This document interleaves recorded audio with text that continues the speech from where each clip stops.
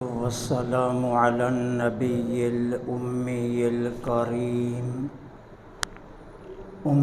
الكريم الرؤوف الرحيم وعلى آله وأصحابه الطيبين الطاهرين. أما بعد،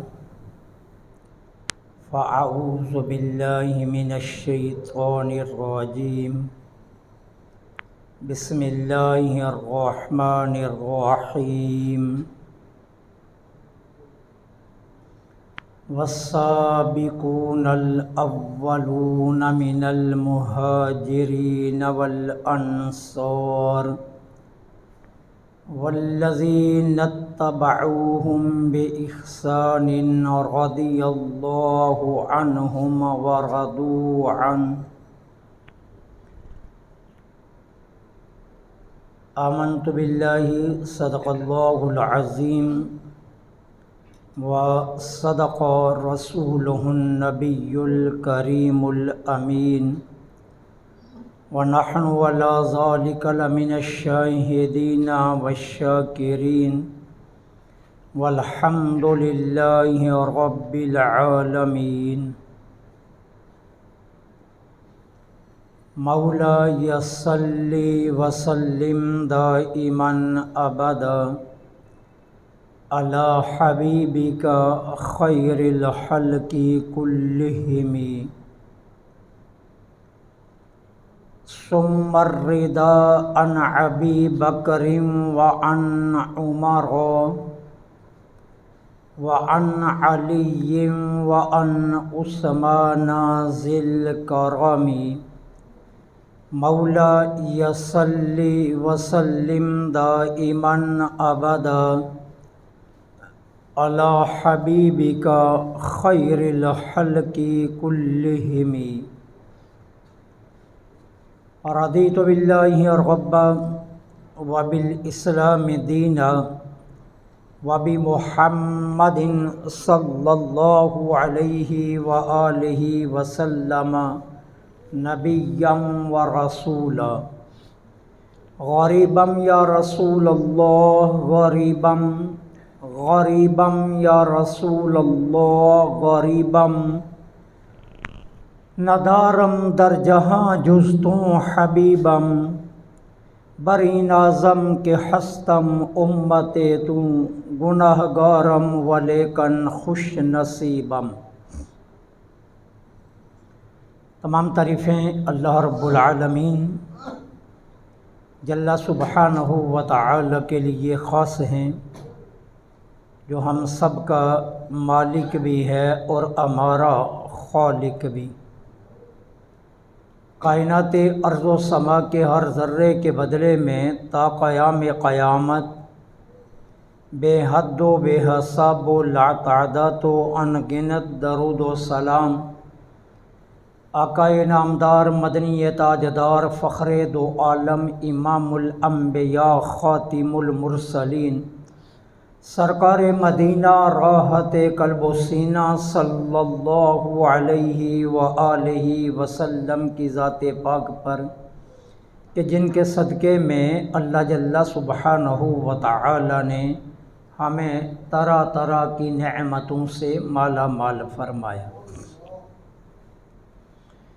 انتہائی عزت کے لائق سامعین ذی وقار، اللہ رب العالمین جل سبحانہ و تعالی نے جن خوش بخت، خوش نصیب اور خوش قسمت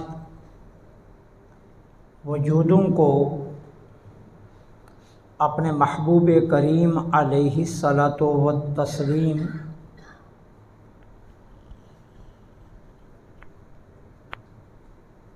کا قرب حاصل کرنے کی سعادت عطا فرمائی، ان میں ایک عظیم اور بڑا نام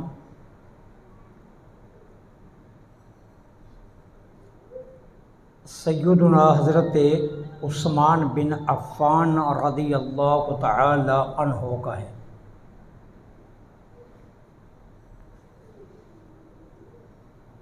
حضرت عثمان بن عفان رضی اللہ تعالی عنہ کو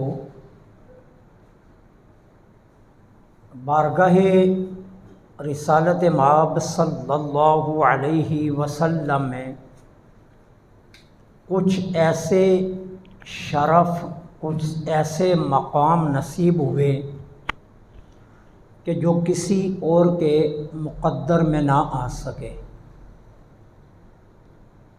اور اللہ رب العالمین کی بارگاہ میں بھی حضرت عثمان بن عفان رضی اللہ تعالی عنہ کو کچھ ایسے شرف ملے کہ جو باقی کسی اور کے مقدر میں نہ آ سکے۔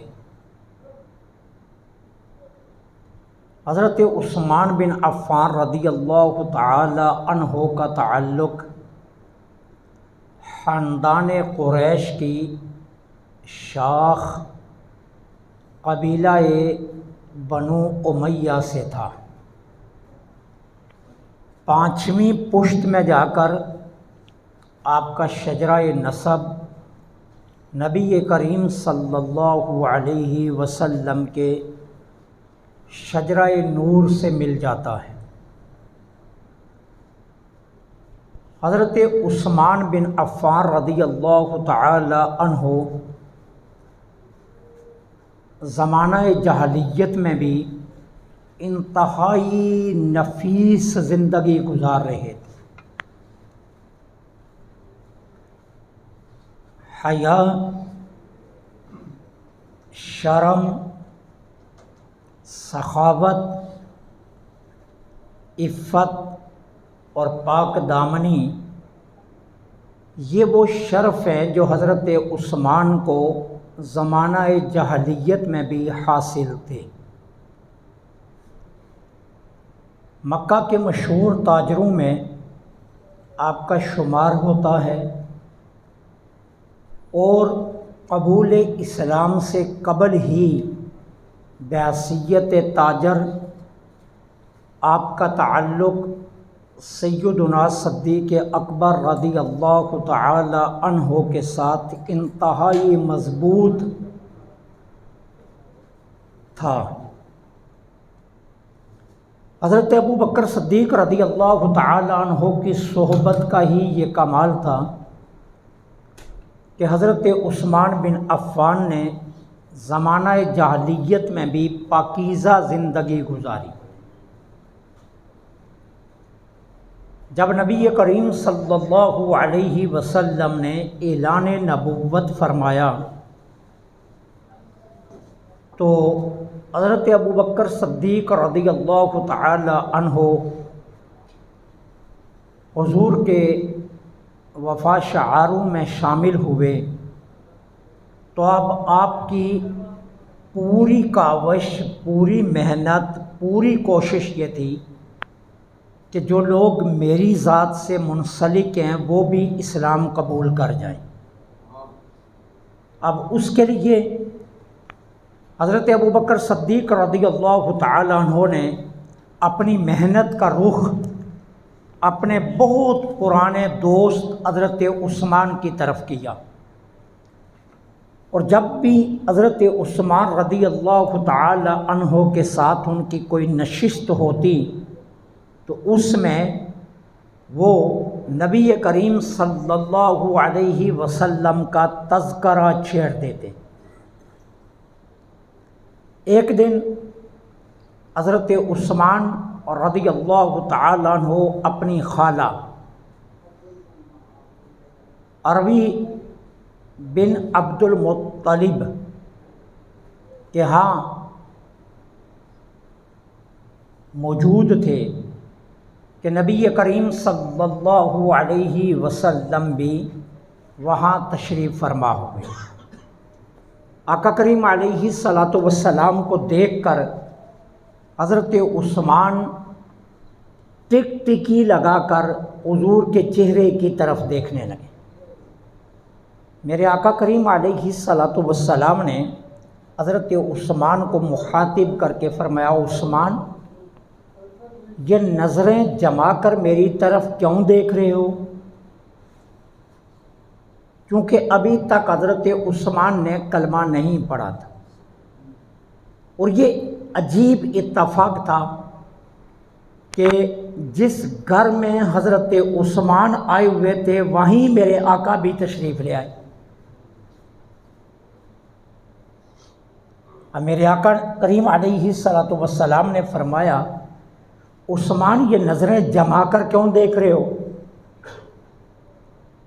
تم کیا سمجھتے ہو کہ میں کوئی انوکھی بات کر رہا ہوں؟ اور تمہارا کیا خیال ہے کہ میں نے کوئی عجیب بات کر دی ہے؟ میں یہی کہتا ہوں کہ اللہ ایک ہے اور اس کے علاوہ کوئی اور معبود نہیں ہے۔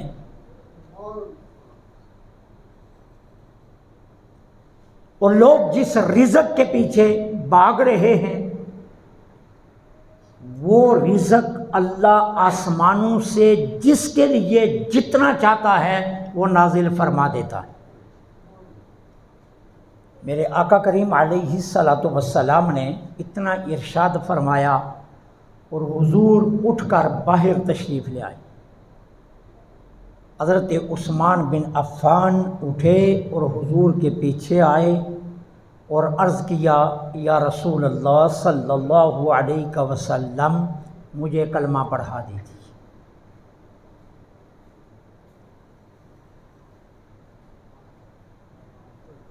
قرآن کریم فرقان حمید پارہ نمبر 11 سورہ توبہ کی آیہ کریمہ نمبر 100 میں اللہ رب العالمین ارشاد فرماتے ہیں، والسابقون الاولون من المہاجرین والانصار والذین اتبعوہم باحسان رضی اللہ عنہم ورضوا عنہ۔ وہ پہلے ایمان قبول کرنے والے، اسلام قبول کرنے والوں میں پہل کرنے والے، چاہے ان کا تعلق انصار سے ہے یا مہاجرین سے ہے، اور جنہوں نے احسان کے ساتھ ان کی اتباع کی، اللہ ان سے راضی اور وہ اللہ سے راضی۔ حضرت عثمان بن عفان رضی اللہ تعالی عنہ ان ذوات مقدسہ میں آتے ہیں جو اس آیا کے مصداق ہیں کہ سابقون الاولون پہل ایمان قبول کرنے والے، اور پہل ایمان قبول کرنے والے کون ہیں؟ جنہوں نے مکہ میں ایمان قبول کیا۔ اور حضرت عثمان بن عفان بھی وہ شخصیت ہے جنہوں نے اپنی مکی زندگی میں ہی ایمان قبول کر لیا تھا۔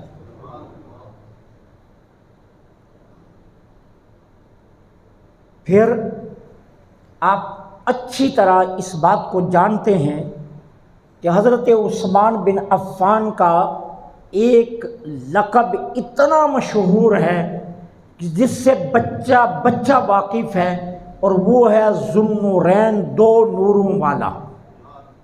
ذوالنورین کا معنی ہے دو نوروں والا۔ حضرت عثمان کو دو نوروں والا کیوں کہتے ہیں؟ اس لیے کہ میرے آقا کریم علیہ الصلاۃ والسلام نے یکے بعد دیگرے اپنی دو بیٹیاں حضرت عثمان بن عفان کے نکاح میں دی ہیں۔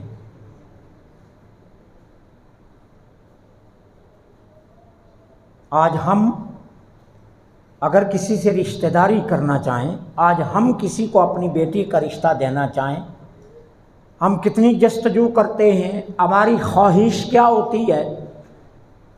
لڑکا نیک ہونا چاہیے، پڑھا لکھا ہونا چاہیے، کاروبار والا ہونا چاہیے، دولت والا ہونا چاہیے، اچھے اخلاق والا ہونا چاہیے، خوبصورت ہونا چاہیے، نفیس ہونا چاہیے۔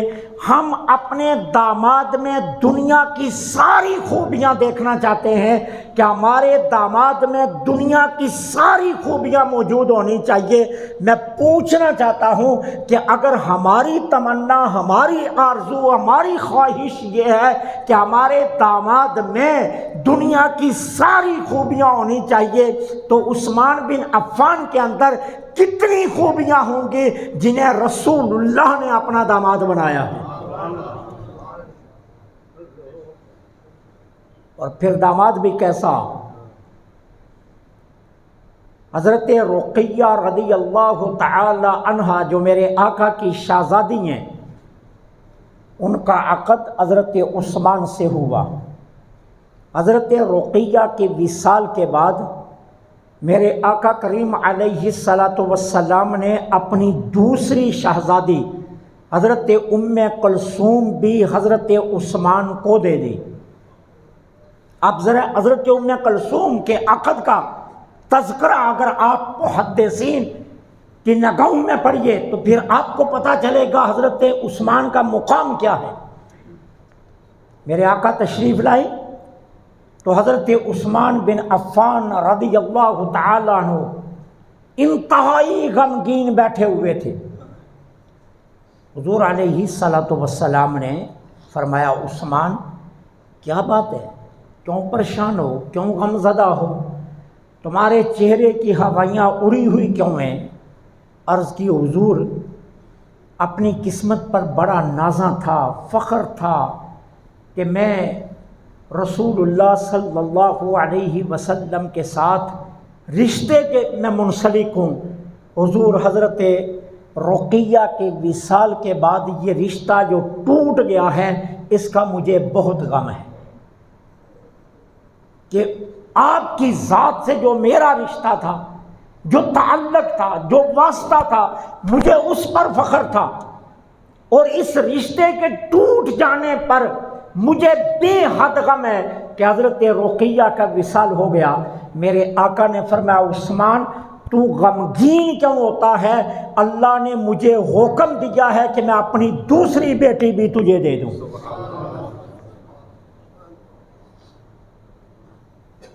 اب حضرت ام کلثوم کا عقد گویا حضور نے اللہ کے حکم سے حضرت عثمان کے ساتھ کیا۔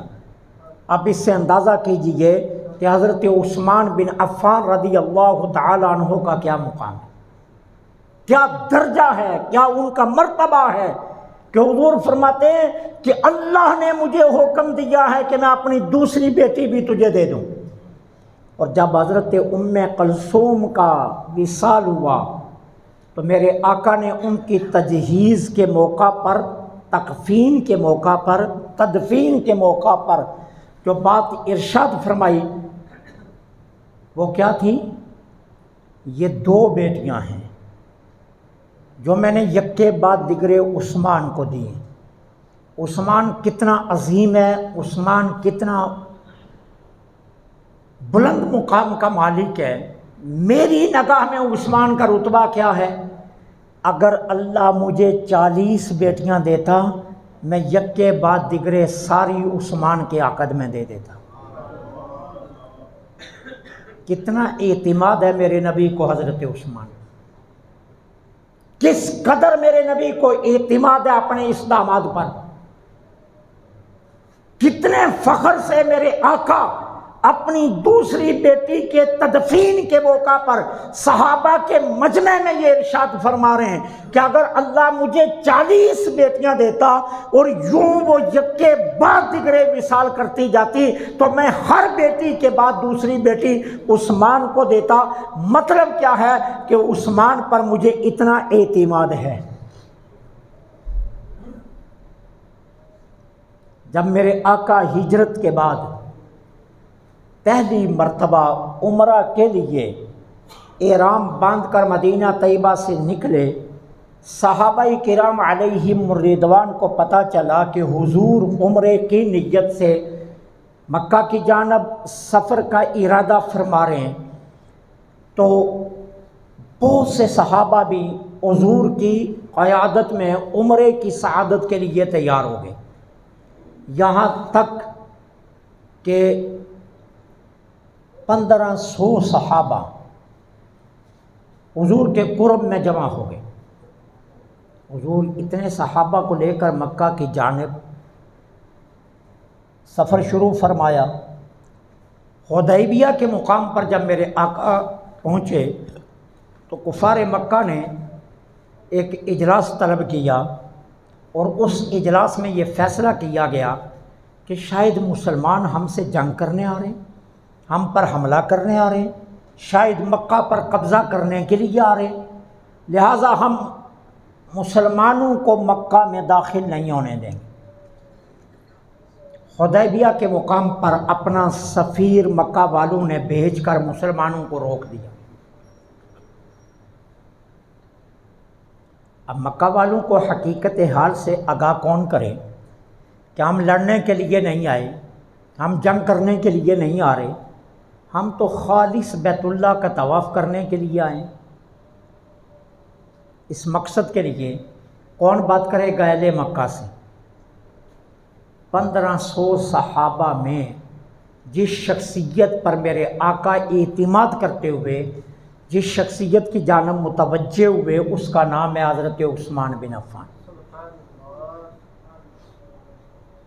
حضور علیہ الصلوۃ والسلام نے حدیبیہ سے اپنا سفیر حضرت عثمان بن عفان کو منتخب کیا، اور حضرت عثمان کو اپنا سفیر بنا کر اہل مکہ کی جانب بھیجا،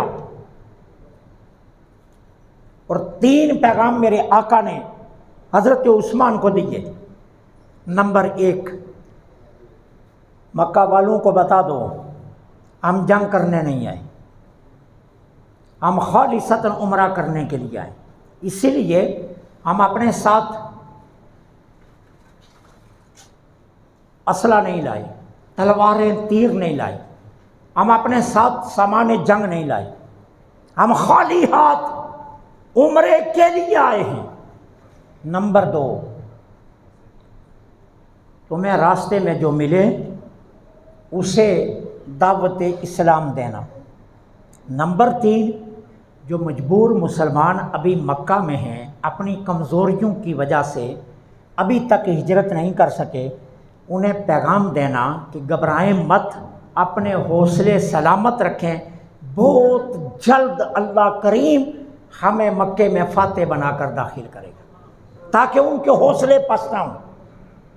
اب کفار کے نرغے میں رہ کر حضور کے پیغاموں کو پوری امانت کے ساتھ پہنچانا یہ کوئی آسان کام نہیں تھا، لیکن یہ آسان کس نے بنایا؟ حضرت عثمان بن عفان نے۔ مکہ کی جانب چلے، حدود مکہ کے قریب پہنچے، سب سے پہلا جو قافلہ ملا انہوں نے پوچھا عثمان کدھر کا ارادہ ہے؟ سیدھا کہا مکہ کی جانب، اور انہیں حضور کے فرمان کے مطابق دعوت ایمان دی، دعوت اسلام دی۔ پھر مکہ میں داخل ہوئے، قریش کے ساتھ سفارتکاری کا کام کیا، اور حضور کے احکامات کی پوری امانت کی۔ صحابہ حضور کے پاس بیٹھے، عثمان مکہ میں سفارتکاری کر رہے ہیں۔ اب صحابہ کیا کہہ رہے ہیں حضور کی بارگاہ میں؟ حضور قربان جائیں عثمان پر، اس وقت کعبے کا طواف کر رہا ہوگا، ہم یہاں بیٹھے ہیں، ہمیں روک دیا گیا ہے، عثمان اس وقت کعبے کا طواف کر رہے ہوں گے، بیت اللہ کے چکر کاٹ رہے ہوں گے، لیکن میرے آقا کو عثمان پر کتنا اعتماد ہے؟ فرمایا میرے صحابہ جتنی دیر تک میں طواف نہ کروں عثمان طواف کر ہی نہیں سکتا۔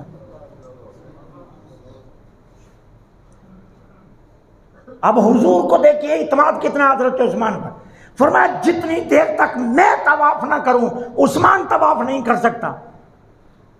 اب حضرت عثمان مطاب میں بیٹھے ہیں، قریش مکہ سے سفارتکاری ہو رہی ہے، سرداران مکہ کیا کہتے ہیں؟ عثمان تم نے احرام باندھا ہوا ہے، یہ ہے بیت اللہ، یہ سامنے، دور کی کہانی نہیں ہے، چند قدموں کی بات ہے، تو میں کوئی روکنے والا نہیں۔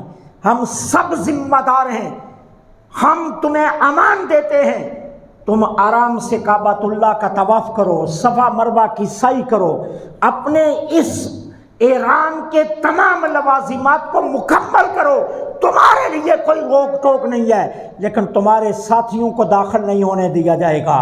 حضرت عثمان کیا کہتے ہیں؟ ارے مجھے اس کعبہ کی قسم، جتنی دیر تک میرے محبوب طواف نہیں کریں گے میں نہیں کروں گا۔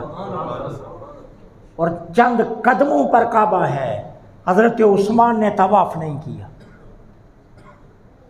اور ادھر میرے آقا حدیبیہ میں صحابہ سے فرما رہے جتنی دیر تک میں طواف نہ کروں میرا عثمان کر نہیں سکتا۔ کتنا اعتماد تھا میرے نبی کو۔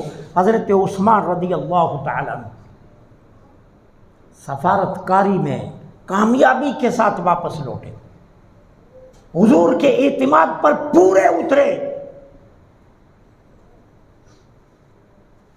غزوہ تبوک یہ ایسا موقع تھا، اس کو جیش اسرا کہا جاتا ہے، تنگی والا موقع، کہ جب مسلمانوں کے حالات اتنے کشادہ نہیں تھے، میرے آقا کریم علیہ الصلوۃ والسلام نے چندے کا اعلان فرمایا جیش اسرا کے لیے۔ حضرت عثمان بن عفان اٹھے، عرض کیا کرتے ہیں؟ حضور 100 اونٹ سامان سمیت پیش کرتا ہوں۔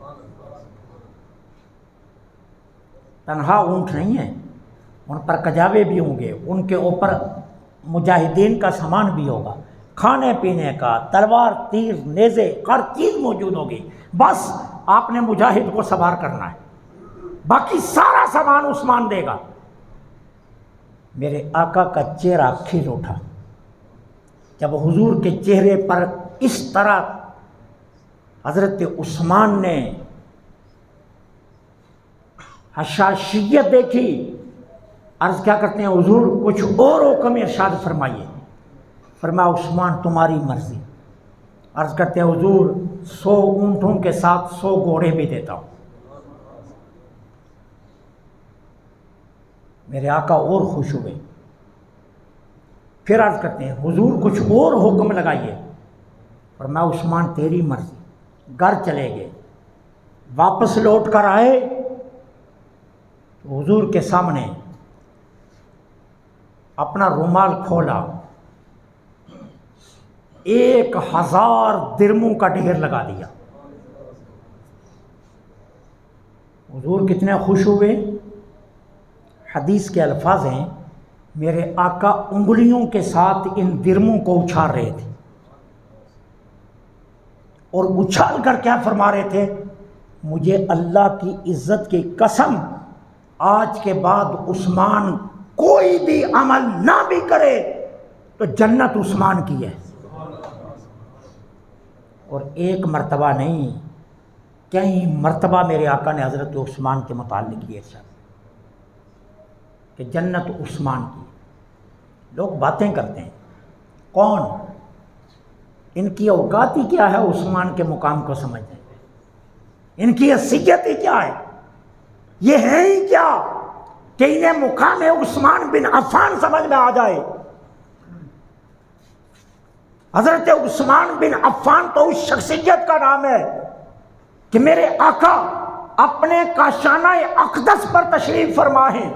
حضرت عائشہ صدیقہ فرماتی ہیں میں حضور کے پیچھے بیٹھی ہوئی ہوں، حضور بے تکلفانہ گفتگو فرما رہے ہیں، اور پنڈلی مبارک سے تہمد مبارک سرکا ہوا ہے۔ دروازے پر دستک ہوئی، پوچھا گیا کون؟ آنے والے نے عرض کیا ابو بکر۔ فرمایا آ جاؤ۔ میرے حضور اسی طرح بے تکلفانہ رہے۔ پھر دروازے پر دستک ہوئی، پوچھا گیا کون؟ کہا عمر بن خطاب۔ فرمایا آ جاؤ۔ پھر دروازے پر دستک ہوئی، کون؟ عثمان۔ ٹھہر جاؤ۔ فرمایا عائشہ پیچھے ہٹ جاؤ، تھوڑی پیچھے ہو جاؤ۔ حضور بیٹھ گئے، تہمد مبارک کو اپنی پنڈلی پر سیدھا کیا اور فرمایا عثمان اب آ جاؤ۔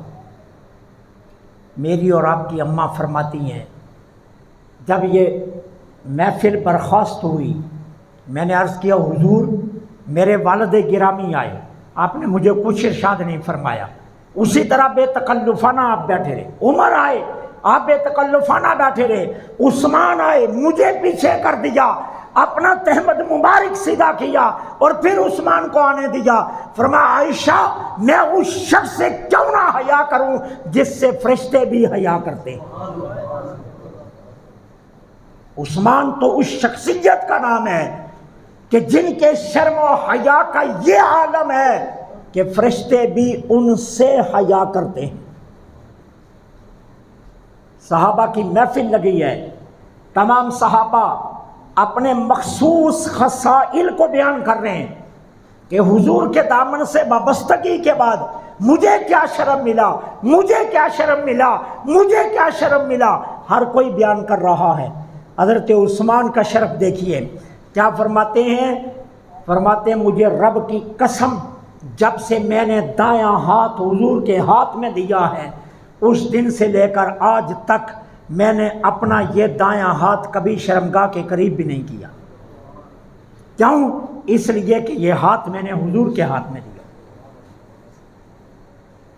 اس قدر نبی رحمت صلی اللہ علیہ وسلم کی ذات کے ساتھ وابستگی ہے۔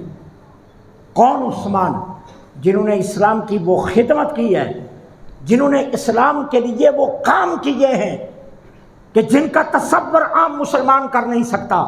میرے آقا ہجرت فرما کر مدینہ طیبہ میں آئے تو حضور نے آرزو فرمائی کہ ایک مسجد نماز کے لیے ہونی چاہیے۔ اس مسجد کی زمین جس شخص نے خرید کر دی اس کا نام عثمان بن عفان ہے، جس کو آج مسجد نبوی کہا جاتا ہے کسی کے پاس یہ شرف؟ قیامت تک جو شخص بھی مسجد نبوی میں نماز پڑھے گا، عام مشہور روایات کی روشنی میں ایک نماز کے بدلے میں 50,000 نماز کا ثواب، اور صحیح روایات کی روشنی میں ایک نماز کے بدلے میں 2 لاکھ نماز کا ثواب۔ کیوں؟ کہ جب حضور مکہ سے ہجرت کر کے چلے تھے میرے آقا مڑ مڑ کر بیت اللہ کو دیکھ رہے تھے، اور جب سرحد مکہ پر پہنچے تو میرے آقا نے ایک دعا فرمائی تھی، یا اللہ جہاں میں رہتا تھا یہاں جتنی تو نے برکتیں رکھی ہیں اب مجھے جہاں بھیجے گا وہاں دگنی برکتیں رکھ دے۔ تو جتنی مکہ میں برکتیں ہیں اس سے دگنی مدینہ میں ہیں، اگر نہیں تو پھر کہو حضور کی دعا قبول نہیں ہوئی ہے، اور اگر مانتے ہو کہ حضور کی دعا قبول ہوئی ہے تو میرے نبی نے یہ فرما دیا تھا، اللہ جو مکہ مجھے پسند ہے اس میں جتنی برکتیں تو نے رکھی ہیں اب جہاں تو مجھے بھیجنے لگا وہاں دگنی رکھ دے۔ تو اگر حرم میں ایک نماز کا ثواب 1 لاکھ ہے تو مسجد نبوی میں ایک نماز کا ثواب 2 لاکھ نماز کا ثواب۔ اب مجھے بتائیے پڑھنے والے کو 2 لاکھ نماز کا ثواب، تو جس نے یہ زمین خرید کر دی ہے اس کے لیے کتنا ثواب ہوگا؟ اس کی شان کیا ہوگی؟ مدینے میں صحابہ آئے، صرف 1 میٹھے پانی کا کنواں ہے، 1 میٹھے پانی کا کنواں، اور کوئی پانی کا کنواں نہیں، اور وہ بھی ایک یہودی کی ملکیت، اور یہودی من مانے دام لے کر مسلمانوں کو پانی دیتا تھا۔ میرے آقا نے آرزو فرمائی کاش یہ کنواں کسی مسلمان کا ہو جائے۔ حضرت عثمان بن عفان کو پتا چلا، یہودی کے پاس چلے گئے، منہ مانگی قیمت دی، کنواں خرید لیا، اور آ کر حضور کی بارگاہ میں کیا عرض کرتے ہیں، حضور یہ کنواں میں نے آپ کو دے دیا، آج کے بعد مسلمانوں کے لیے اس کنویں سے پانی فری ہے۔ آج تک وہ کنواں موجود ہے، اور آج بھی اس کنویں کی انکم حضرت عثمان بن عفان کے نام سے گنی جاتی ہے۔ قیامت تک یہ اکاؤنٹ حضرت عثمان بن عفان کا چلتا رہے گا۔ یہ اعزازات کسی اور کے پاس ہیں جو اللہ نے حضرت عثمان بن عفان کو دی؟ हुजूर की दो शहजादियां, किसी नबी की बेटियां, किसी भी नबी की बेटियां किसी उम्मती के पास यके बाद दिगरे दो नहीं आई हैं। ये इजाज़ सिर्फ हज़रत उस्मान को हासिल है। हबशा की तरफ पहली हिजरत हुई तो सबसे पहले जिस जोड़े ने हिजरत की उसका नाम उस्मान बिन अफ़्फ़ान और हज़रत रुक़ैया है। और जब मेरे आका को पता चला कि उस्मान अपनी अहलिया समेत हबशा की तरफ हिजरत कर गए तो मेरे आका ने पता है क्या इरशाद फरमाया था, अल्लाह के नबी लूत अलैहिस्सलाम के बाद रुबे ज़मीन पर अगर किसी शख्स ने अपने आलिया समेत हिजरत की है तो वो उस्मान है, उसके अलावा कोई और नहीं है। आज उम्मत जब नाम लेती है तो क्या कहती है, कामिलुल ईमान। कामिलुल ईमान का लक़ब हज़रत उस्मान के साथ मुख्तस है। कामिलुल अहयाई, कामल हया वाले उस्मान। गनी का लफ्ज़ हज़रत उस्मान की ज़ात के साथ वाबस्ता। ईमान भी कामल, हया भी कामल, गिना भी कामल। यह हज़रत उस्मान को ये शर्म मिले। मेरे आका करीम अलैहिस्सलातु वस्सलाम ने फरमाया, जन्नत में हर नबी का कोई न कोई ख़ास मसाहिब होगा। हर नबी के साथ जन्नत में अल्लाह एक ख़ास शख्स को नबी का मसाहिब बनाएगा। फरमाया मेरा मसाहिब उस्मान होगा जन्नत में। ये इब्ने माजा की सही तरीन हदीस है। फरमाया हर नबी का जन्नत में कोई ना कोई मसाहिब होगा और मेरा मसाहिब जन्नत में कौन होगा, उस्मान होंगे। मेरे आका करीम अलैहिस्सलातु वस्सलाम ने फरमाया जन्नत में बहुत कुमकुम है, जन्नत में बहुत रोशनी का इंतज़ाम होगा, जन्नत में बहुत रौनक होगी। लेकिन मेरे आका ने एक मौका पर इरशाद फरमाया था, जन्नत की सारी रोशनी उस्मान की वजह से होगी। उस्मान जब जन्नत में दाखिल होंगे तो सारी जन्नत उस्मान की वजह से जगमगा उठेगी।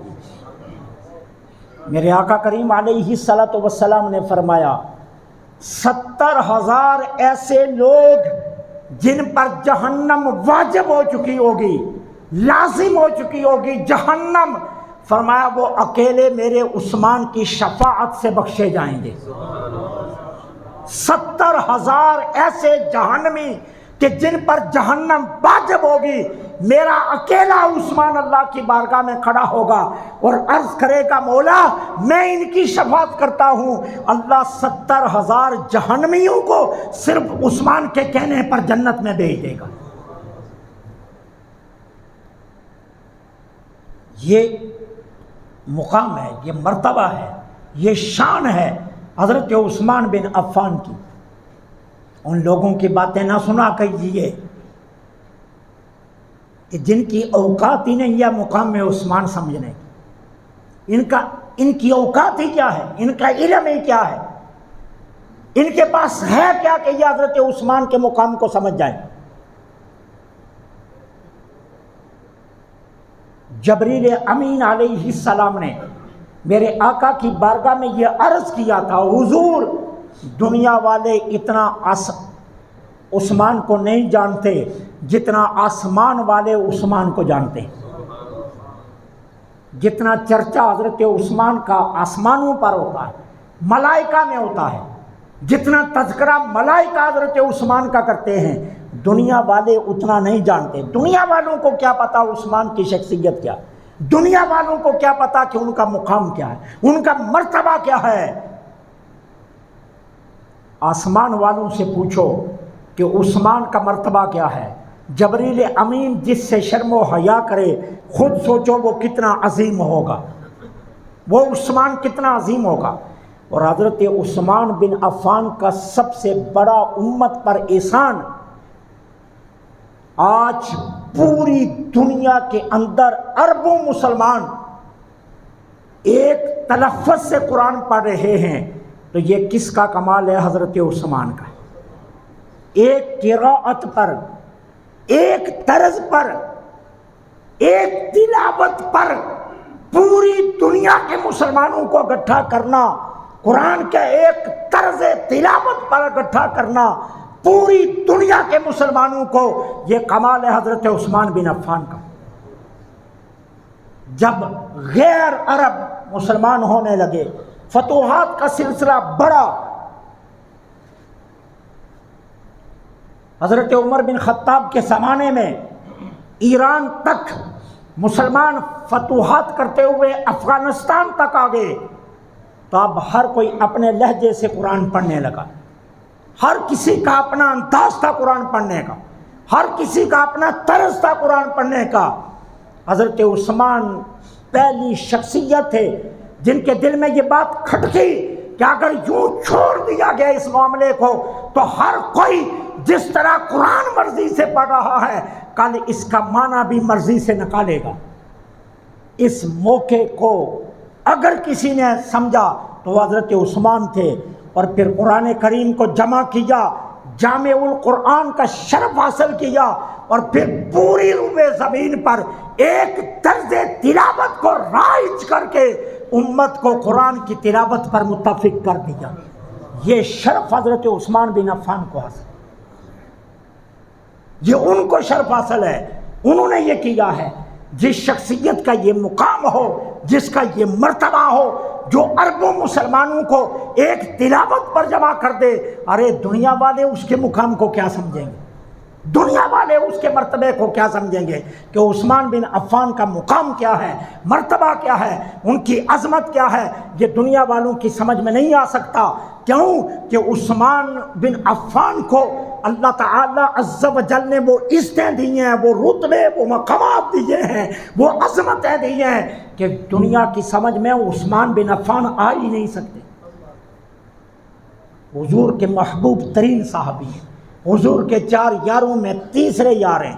حضور علیہ السلام کو اتنا زیادہ محبوب تھے، عثمان بن عفان کے مقام کو کوئی سمجھے؟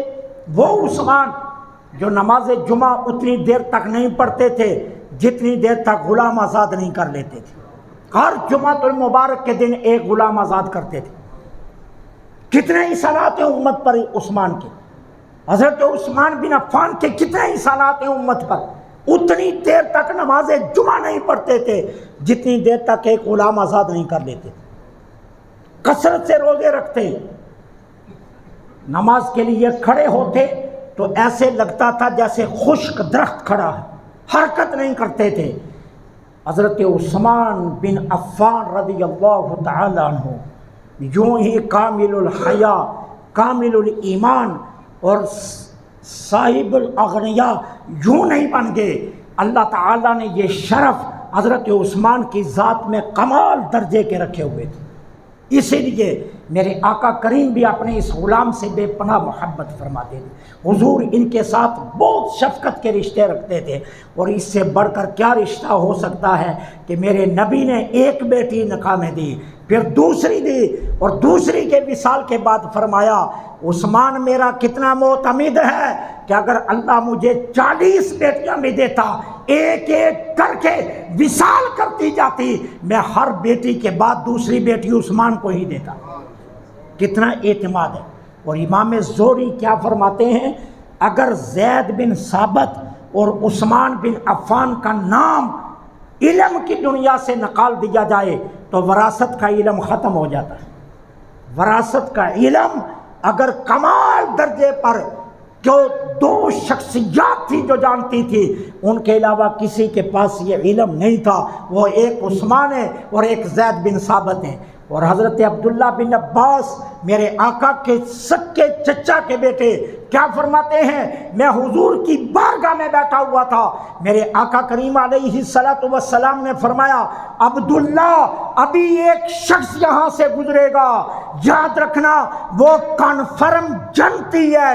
حضرت عبداللہ کہتے ہیں میں نے دیکھا ایک شخص اپنا چہرہ لپیٹے ہوئے جا رہا تھا، میں اس کے پیچھے بھاگا، میں نے اس کو پیچھے سے پکڑا، میں کھینچ کر حضور کے سامنے لایا، اس کے چہرے سے نقاب ہٹایا، میں نے اشارہ کر کے عرض کیا حضور وہ یہ شخص ہے جس کے بارے میں آپ یہ فرما رہے تھے۔ میرے آقا نے فرمایا ہاں عبداللہ یہی شخص ہے، یہی شخص ہے، یہی شخص ہے۔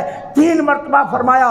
حضرت عبداللہ بن عباس فرماتے ہیں جب میں نے آگے چہرہ کر کے اس شخص کے چہرے کو دیکھا تو وہ کوئی اور نہیں، وہ عثمان بن عفان تھے، کہ جن کے بارے میں میرے نبی نے فرمایا کہ یہ کنفرم جنتی ہے۔ اس کے بعد اب کوئی دنیا والا منہ کھولے تو اس کی بدقسمتی بدبختی ہو سکتی ہے، وہ مقام عثمان کو کیا جان سکتا ہے جس کو میرے نبی جنت کی بشارت عطا فرما رہے ہیں۔ اللہ سے دعا ہے اللہ